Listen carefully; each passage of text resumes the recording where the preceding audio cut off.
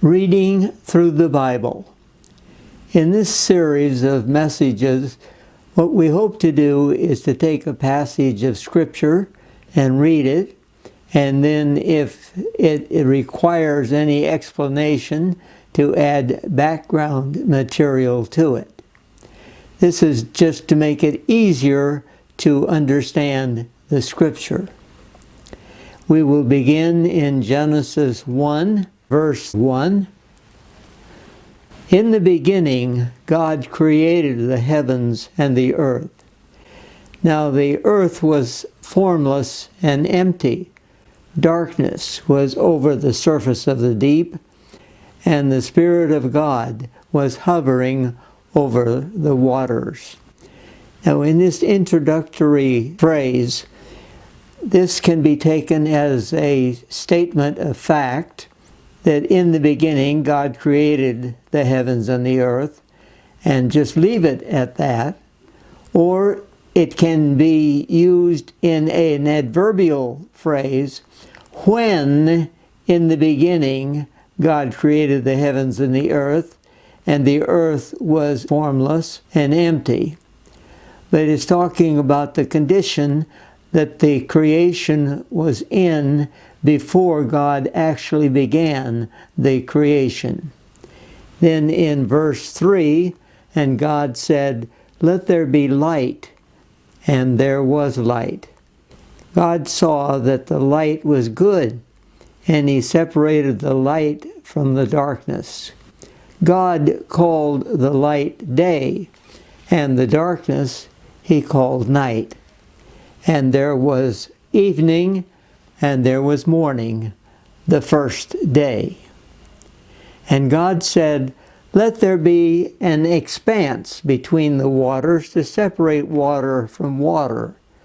So God made the expanse and separated the water under the expanse from the water above it. And it was so. God called the expanse sky. And there was evening, and there was morning, the second day. And God said, "Let the water under the sky be gathered to one place, and let dry ground appear." And it was so. God called the dry ground land, and the gathered waters He called seas. And God saw that it was good. Then God said, "Let the land produce vegetation and seed-bearing plants and trees on the land that bear fruit with seed in it, according to their various kinds." And it was so. The land produced vegetation, plants bearing seed according to their kinds, and trees bearing fruit with seed in it according to their kinds. And God saw that it was good. And there was evening, and there was morning, the third day.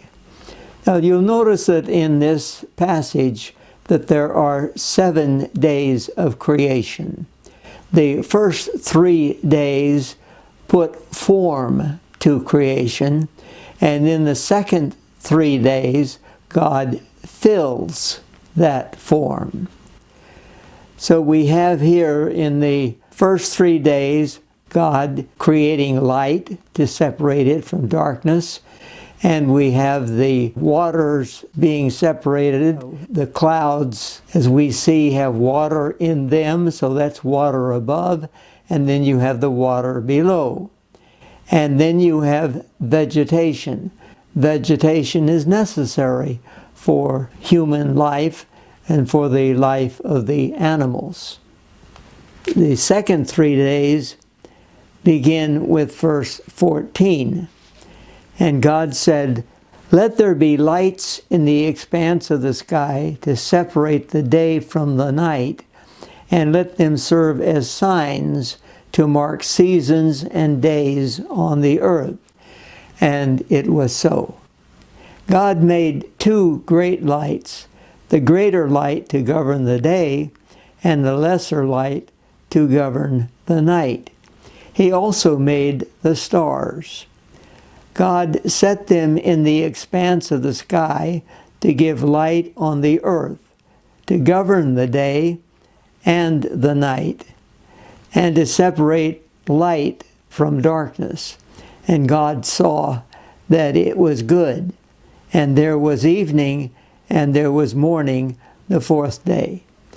Notice here that the lights appear on the fourth day, even though they may have been created on day one when God separated the light from the darkness. Here they are said to be for a particular reason, to mark the difference between the day and the night, and then to give an accounting of dates. So we have the sun giving us the day, and we have the moon giving us the night, but also marking a month. So that there are particular reasons for these two great lights. And notice they are called the two great lights, not sun and moon, because there were other people that actually worshiped the sun and the moon. And so they are not designated in that way in this account. And then in verse 20, we have the fifth day. God said, "Let the water teem with living creatures, and let birds fly above the earth across the expanse of the sky." So God created the great creatures of the sea, and every living and moving thing with which the water teems, according to their kinds, and every winged bird according to its kind. And God saw that it was good. God blessed them and said, "Be fruitful and increase in number, and fill the water in the seas, and let the birds increase on the earth."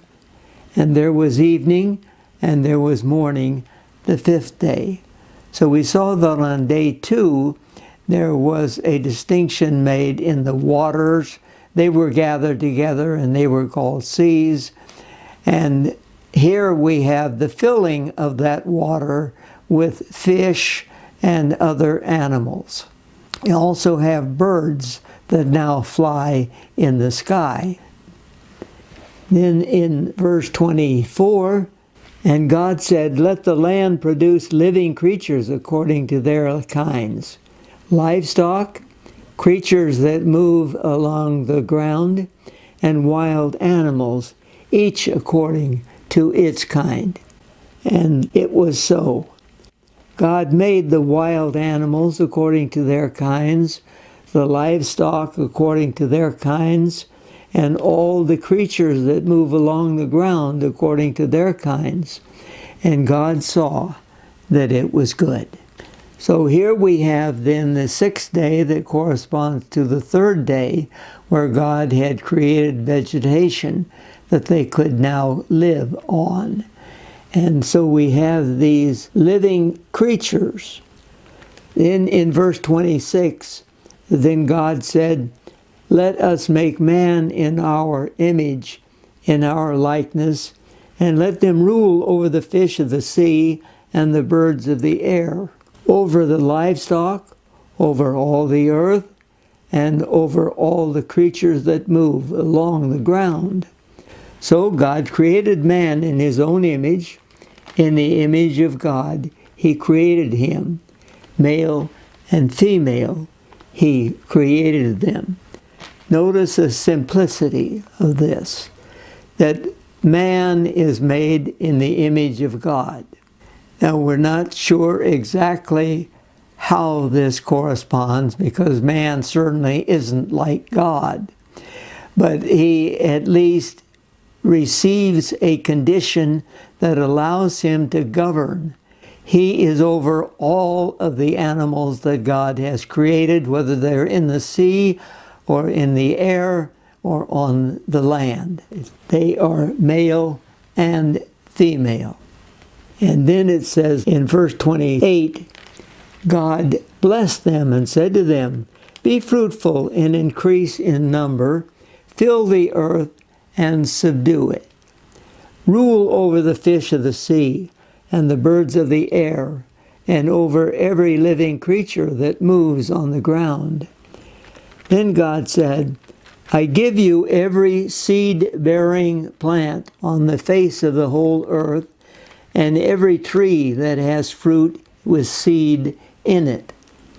They will be yours for food, and to all the beasts of the earth, and all the birds of the air, and all the creatures that move on the ground, everything that has the breath of life in it, I give every green plant for food." And it was so.